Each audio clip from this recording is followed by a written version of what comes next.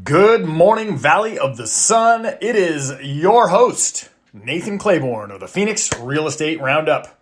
I am an associate broker with the Daniel Montez Real Estate Group here in the East Valley of the Phoenix area. I'm coming at you live from the home office in Tempe, as a matter of fact. A couple things I want to talk about today, but first I just want to get this out of the way. I want to apologize. This podcast will be aired on Tuesdays and Fridays, but I missed this past Friday. I just had a crazy week last week traveling for fall break, et cetera, et cetera. So I was unable to do that, but I have fully operationalized this podcast. So I'll be with you Tuesdays and Fridays with up-to-date news and stats and insights and opinions and maybe a couple jokes on Tuesdays and Fridays. So stay with me. And if you expected an episode on this past Friday, my deepest apologies, but thank you for joining me now. Okay, now that we've got the mea culpa out of the way, here we are, Tuesday, October 11th. The active listings here in the Phoenix area, 20,349. And the interest rate, the average 30-year fixed rate interest rate from Mortgage News Daily, 7.12%. So, that's kind of an eye-popping number. We all know that. It's the highest it's been in 20 years. I think it's the highest it's been in 20 years. Highest interest rates for mortgages in 20 years. Now, 16 months ago, we are at the lowest interest rates for mortgage rates that we'd ever seen in human history. Well, maybe not human history, but at least since we started keeping track of it in the late 70s, early 80s. So we've sure been on a roller coaster ride in terms of that. But a couple of things that has brought about. A lot of us are talking about inflation, and that's why interest rates have gone up, because the Fed is trying to fight inflation. But there are a couple aspects or contributors to the inflationary problem that I think are getting short shrift right now in the media, so I'm gonna talk about them today. There's two things. The first one is the amount of equity Americans have in their homes. And then the second thing is immigration and the labor market. So we'll start with the equity in the home market. Americans are sitting on more equity in their homes than they have ever had in the history of us keeping track. To the tune of $6 trillion system-wide, $6 trillion of wealth has been created in the last 3 or 4 years, in the last 3 years, in the residential real estate market. Let that sink in for a second. $6 trillion has been created in wealth in the residential real estate market. That's $280,000 per homeowner. That is an inflationary pressure. When you are sitting on that much dry powder, what do you want to do? You want to buy a boat, or maybe another house, or something. You have a lot of extra cash. You're sitting pretty. You're not afraid to stop spending. You're not afraid to start a small business, et cetera, et cetera, et cetera. So that is a big one. $6 trillion of home equity has been created in the last 3 years in the American residential real estate market. That's staggering.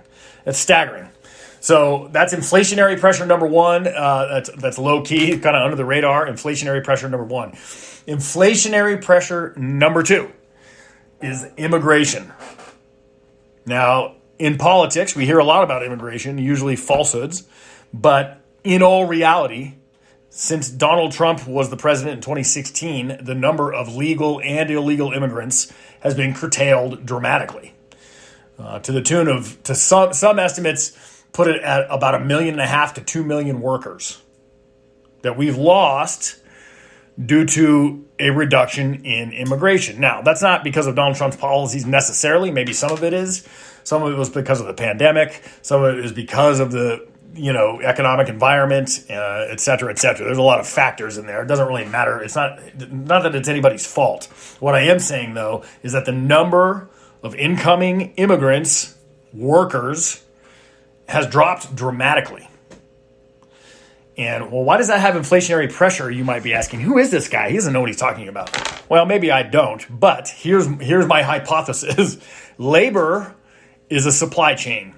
Right? It is on your P&L as a cost.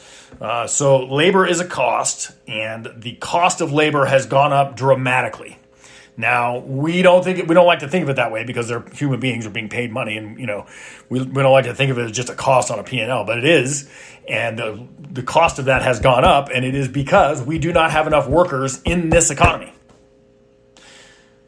The latest figures from the Bureau of Labor Statistics says that there are 0.6 workers for every available open job.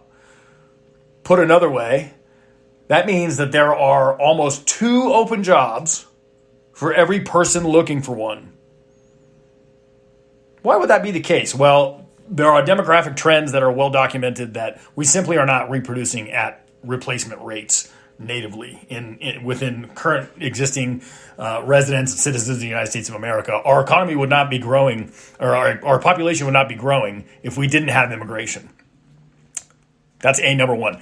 And the fact that we've curtailed immigration pretty dramatically in the last 3 or 4 years, 4 or 5 years, puts more pressure on that supply chain. We're already on, we're not replacing enough workers just natively, so we need immigrants to be able to plush out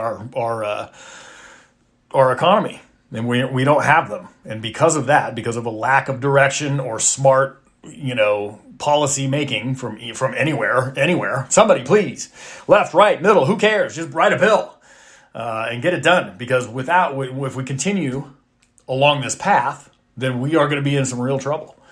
This inflation thing will become intractable. So long story short, people have a lot of money in their homes, and we don't have enough workers in this economy. And those two things are fueling inflation to a degree that people are just not talking enough about. So there's my 2 cents on your Tuesday, the macro picture of the economy, et cetera, et cetera. We're going to stick around with these high rates for another couple months, probably into the early spring. That's my guess, until the Fed is satisfied that this rate raising cycle is over. And obviously, all of us are hoping that to be soon. But if you are looking to buy a house, this is a killer opportunity right now. Because this interest rate environment is not always going to be this way, and you can refinance out of it later. And because home price appreciation has dampened pretty hard, there are a ton of opportunities. And you heard me talk the inventory level, 20,349 active listings. This past March, it was like 3,800 listings. So there's a lot of opportunities out there, long story short. Thank you so much for joining me today on the Phoenix Real Estate Roundup. I will be at you in your ear on Friday.